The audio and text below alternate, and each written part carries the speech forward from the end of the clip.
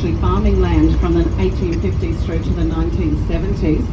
In the 1970s, the land was purchased from the farmers by the South Australian government. Long story short, they ended up leasing 1,000 hectares of land to Adelaide Zoo on a long-term lease so they could bring their large animals up here and give them a break from the small city zoo.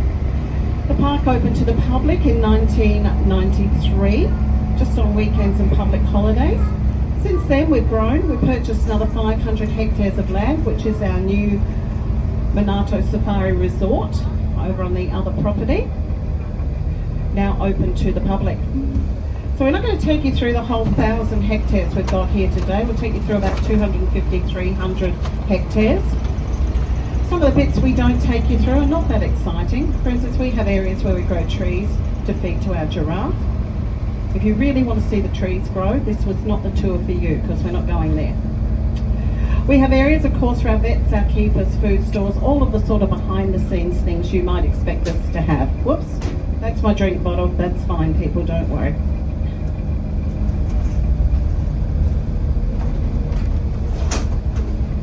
There we go, it won't go anywhere now. Coming down the hill here, we're going to cross over one of the walking tracks that goes through Monarto. It's about 12 kilometres of walking tracks here. If you're new to the park, the bus will definitely give you the best view of all the animals. The buses drive through the animal habitats. Walking tracks obviously have to go around the habitats. So if you want your best view of animals today, definitely do the bus tour. Now I've just crossed over one of the two creeks that flow through Monarto here. Bit of a puddle on one side of the bridge. Just on the left here as we turn, we have the other creek that flows through Monarto. It's called Dry Creek, and even after all the rain we've had the other day, I can't see any water yet. I think there's a bit of a puddle a little bit further down. But this weather perfectly suits the first of the African animals that we're about to see. On the left-hand side very soon, we will have a large light-coloured antelope that comes from the Sahara Desert, right up in the hottest, driest, most northern parts of Africa. It is called the scimitar-horned oryx. I can just see them coming up on the left now. Mark's going to find us a nice gap in the trees to give you your best view of these lovely antelope. The white fur that they have helps to reflect the heat away. Can you just sit down while the bus is moving? Once we stop, you can get a better view by standing up. There we go. There's a puddle in the creek and the beautiful oryx on the other side. So the white fur reflects away the heat. Underneath that, a black skin so they don't get sunburnt. Both the males and females, lovely horns arcing over the back there. In the year 2000, these animals were considered extinct in the... Our next bus stop is coming up. This is our outpost if you're looking at your map. This is where we have our chimpanzee habitat. We have our yellow-footed rock wallaby habitat, the only walk-through habitat here at Monarto.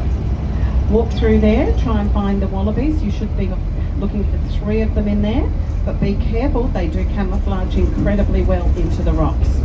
This is also where we have our meerkats. Now there is a keeper talk for the chimpanzees at 12:40, which is right about now. That will be happening up on the viewing platform. So if you'd like to catch the tail end of that keeper talk, hop off the bus at the bus stop, head straight down the path, all the way down there, down past the rhino, cross the road and up onto that viewing platform. Please don't walk on the roads here at Monarto, just try and keep everybody safe. We're about to pull up. Those of you who would like to see meerkats, chimpanzees, yellow-footed rock wallabies, this is your stop. There is also a small cafeteria operating here until 2 o'clock this afternoon. Get dodgy. Yeah, they don't like wet weather. Chimps are notorious for not liking the rain, not liking standing water. There's a bit of a pond down there in their habitat. They won't go in it. If food gets thrown in there, they'll try everything they can to get the food out without getting their feet wet. Did we go and see the yellow-footed rock wallabies as well? You walked through there. Did you find any? 2? Excellent. Good job. That's 2/3 of them. There should be 3, I believe.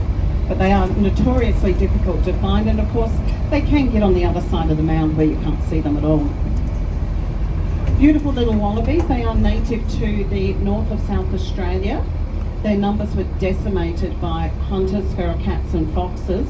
Zoos SA has been instrumental in breeding them up over a number of years and releasing them back into fenced off areas of the Flinders Ranges.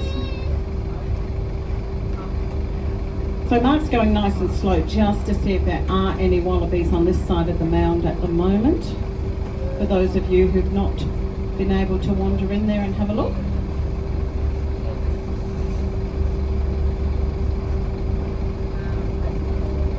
No, I can't see any. How you doing, Mark? No.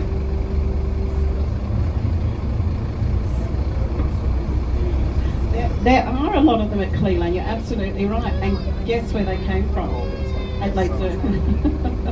Part of our breeding program, they also ended up at Cleland. Same with some of the Tassie Devils at Cleland, they came from up here as well.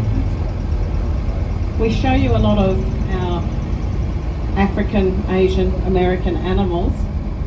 We don't often get a lot of chance to talk about the native animal breeding programs that happen here at Monarto as well, but we're certainly forerunners in the breeding of Tassie Devils without facial tumours, bilbies, yellow-footed rock wallabies as I mentioned, western swamp tortoises, pygmy blue-tongue lizards, a lot of native animals being bred as part of conservation programs here at Monarto.